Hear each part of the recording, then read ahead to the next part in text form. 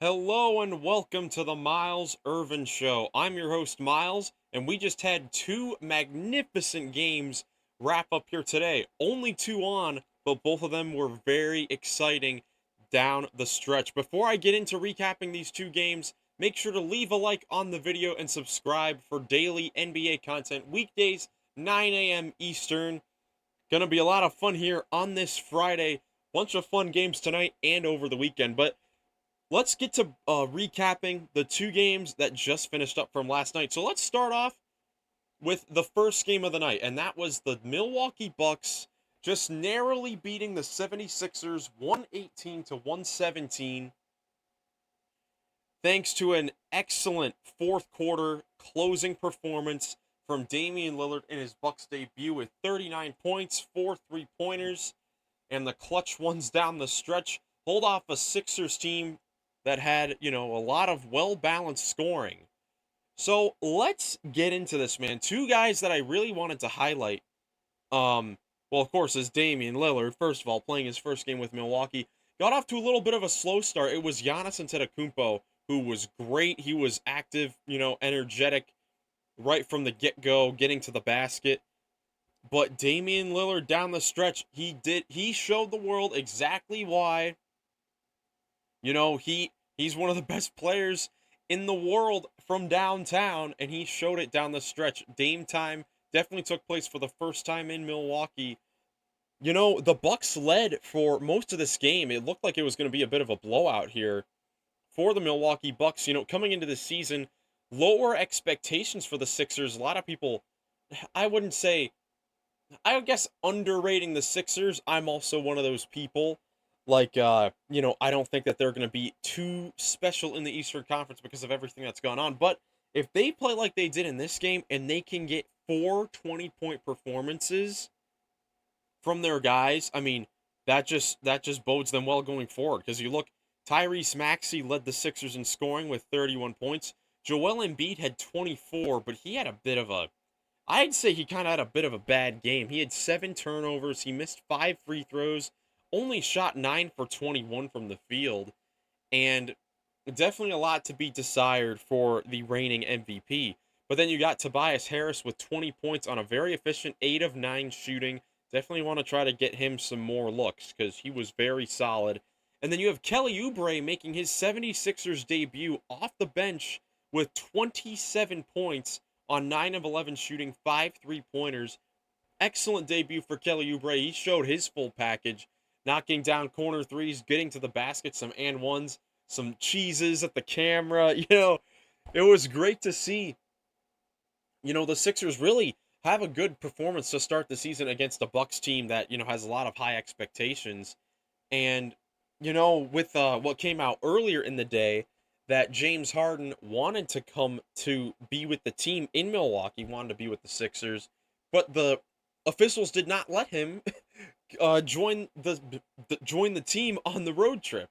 So that is just such an interesting situation as these days go by. And if you're the Sixers, if you can get production like this, there's no sense in moving him right now. You could definitely wait to see if anything else comes up for James Harden, if anything else opens up around the league. I don't think it will. I mean, mainly from the Clippers because of how they look. They are healthy to begin the season. I don't think they want to change anything up just yet. But on the Milwaukee Bucks side of things, Giannis, he missed a bunch of free throws down the stretch, but same with Embiid. I mean, that's going to be Giannis's problem. Embiid missing the free throws is very out of character for him there. But in the fourth quarter, after the Bucks had control for most of this game, you know, the Sixers went on a 14-0 run and took an 8-point lead um with like 6 minutes to go in the fourth quarter. And Embiid had a jumper soon after that just rolled off the rim that could have given them a 10-point lead but immediately after that, they the Sixers left their foot off the gas pedal a little bit. They thought, okay, we got an 8-point lead. We're finally in control. We have a little bit of a cushion. We can relax. They left Brook Lopez wide open for three. Then the next played really weird, turnover. Joel Embiid just tapped the ball at the 3-point line. Very careless turnover, which led to a Jay Crowder three. And just like that, in a span of 35 seconds, you're back to, only up 2 instead of being up 8. Then, immediately you got Tyrese Maxey getting blocked on a 3-point attempt. Embiid missed a 3. Giannis got a jump hook. And immediately they tie the game. Then, after Tyrese Maxey made an excellent layup inside off a pass from Joel Embiid to give the Sixers the lead, Giannis was inside. He airballed a layup, got his own rebound, and kicked it out to Damian Lillard for a 3. Now, this is a big missed call here by the officials because this is 3 points off the board, and this ended up giving the Bucks the lead back. And right after this, Embiid misses a layup at the other end. Giannis coast to coast and one. Kelly Oubre then gets called for a moving screen, and then Damian Lillard gets fouled on a 3-pointer, hits all 3 free throws, and it's right back up to a 9-point game. And that was basically it. I mean, the Sixers did come back a little bit. Joel Embiid and Tyrese Maxey made some buckets. Tobias Harris made a big 3-pointer. And it was still a 2-point game with 30 seconds remaining, but they just gave the ball to Damian Lillard. He drove inside and drew a foul, and the Sixers used their coach's challenge to try to overturn the call inside, but that did not work. There was an unsuccessful challenge. Lillard stepped up, hit both of the free throws, and that was the game there. The Bucks ended up pulling it out. And, Dame he did Dame things, man. Stepping back from threes in isolation. He really is one of the best 3-point shooters that the game has ever seen. And it's great that now he's on a contending stage where he can have nights like this where he just goes crazy. And he got to the free throw line a lot. It was 17 for 17 at the free throw line. Just I would say this is a good, moral victory for the 76ers with their guys, playing well. But Embiid's got to be better with taking care of the ball. I know I heard Stan Van Gundy talk about it on the broadcast, how when the Bucks were coming to double team him, Joel Embiid usually turned the ball over after, he started dribbling. If he just caught the ball in the post and the Bucks guys came over to double, Joel Embiid could see the court better and give the ball out to one of his 3-point shooters or someone out on the perimeter. But when Embiid starts making a move and then the guy comes over, Embiid doesn't know what to do. We saw he had 7 turnovers. One that really highlighted was when Tyrese Maxey, shaded over to the left wing, and then Embiid still thought he was at the top of the key, and Embiid threw it into the backcourt. So, just some things to work out there for the 76ers, but all things considered, good. Well, first of all, just a very entertaining game, super fun to watch, and the Bucks pull it out 118 to 117. Let me know in the comments what you think about the Bucks pulling out that victory, about Damian Lillard's debut with the Milwaukee Bucks. Now, moving on to the nightcap, and this was something to watch. We had the LA Lakers and Phoenix Suns going at it. Kevin Durant versus LeBron James for the first time since Christmas of 2018. And that is unbelievable when you put it into perspective with, different things. Obviously, tons of things have changed in the NBA. But, I remember I was watching that Lakers Golden State game. It was the first time LeBron was playing the Warriors as a Laker after leaving the Cavaliers, and I was watching that game on Christmas. I was heading into my last semester of middle school, and now I'm recording from my college dorm room, I just finished up midterms of my first midterms of college, and they had not played in that long. It is unbelievable. But those two definitely did not disappoint. Kevin Durant through the first 3 quarters was an absolute monster. 39 points, 11 rebounds, made up for Tuesday night's iffy game in Golden State. But no one else really showed up for the ride, and that was a big thing with the Suns. Of course, Devin Booker and Bradley Beal both out of this game with injuries. who else was going to step up for the Suns? And really, it was nobody else. Like, Eric Gordon struggled to shoot the ball once again. He had 15 points. Jordan Goodwin was good for them off the bench, but he was like he's their only point guard that was really in the lineup. You had Yusuf Nurkic getting into foul trouble. He only had like 4 points.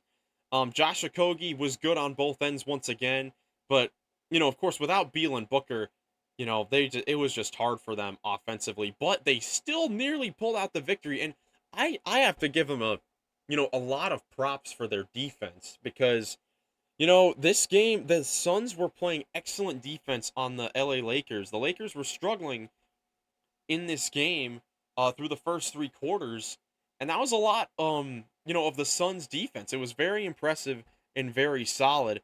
But going over to the Lakers side of things, you had Anthony Davis stepping up in the fourth quarter and in the second half, which is not what we saw in Denver when he went scoreless. Much better performance here against Phoenix.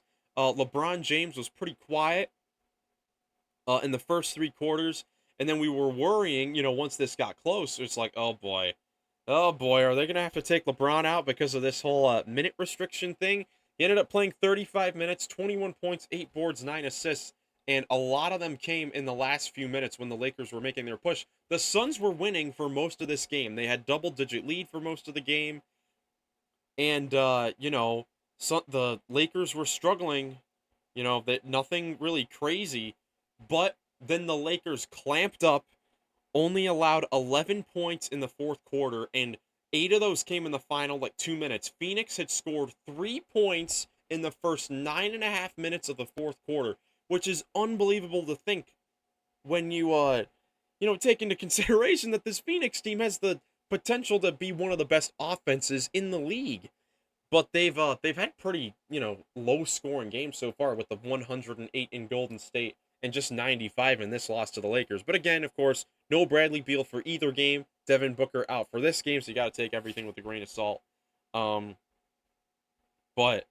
it was just a good victory for the Lakers. It was big.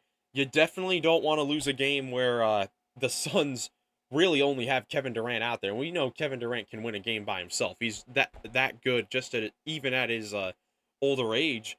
But it was important for the Lakers to pull out this win to avoid going 0-2 to begin the season there. But quick milestone here: we had Kevin Durant passing Hakeem Olajuwon for, I want to say, 12th all time in the all-time scoring list. I want to fact check that real quickly so I do not disrespect Kevin Durant. But it was just super awesome to see Durant and LeBron go at it. Like I said before, it's important now. Both these guys at the later stages of their career, we need to enjoy these matchups, these head-to-head matchups, as much as we can because, with injuries and, everything, it's there's only so many more of these great matchups we can get. And these are two of I would say, the two best players, definitely the two best players in the 2010s, for sure. For sure. And these are two guys that are still at the top of their, at the top of the league, even at their older age. But yeah, Durant 12th all time in scoring, passing Hakeem the Dream Olajuwon. So, very entertaining games for both of those. Let's get into Miles's Player of the Night here from Thursday, October 26th. Only 2 games on, but we had some monster performances. Is it Kevin Durant? Is it Anthony Davis? Gotta go with Damian Lillard in his Bucks debut with those 39 points coming up clutch down the stretch, as I talked about before. Damian Lillard is just such a good player, and I feel like people maybe have forgotten how great he is because, the last couple of years in Portland, even though he's put up amazing stats and amazing individual performances, the Blazers have stunk it up a little bit as far as the wins go. So, it's just great to see him back on that, well, not even back. This is his first time really on a big contending stage. So terrific performance from Damian Lillard in his first game with the Milwaukee Bucks. Exciting to see where, they can go throughout the rest of the regular season and into the postseason. Now, looking ahead to tonight and this weekend, there are some heavy hitting matchups, that I'm looking forward to. The two main ones that I, want to focus on real quickly to preview. We've got the Eastern Conference Finals rematch from last year with the Miami Heat visiting the Boston Celtics. That's at 7:30 on ESPN. We'll see how the Heat play in Boston after, just barely getting that victory against the Detroit Pistons. Celtics coming off that road win against the Knicks. And then the 10 o'clock nightcap is what I really have my eyes on, and that is the Golden State Warriors and Sacramento Kings at 10 p.m. on ESPN. And of course, this is a playoff rematch from the first round a season ago, a series that went 7 games with Golden State pulling it out thanks to a monster 50-point performance from Steph Curry. And in the preseason, these two teams went at it twice. Steph had a game-winning shot against De'Aaron Fox and the Kings.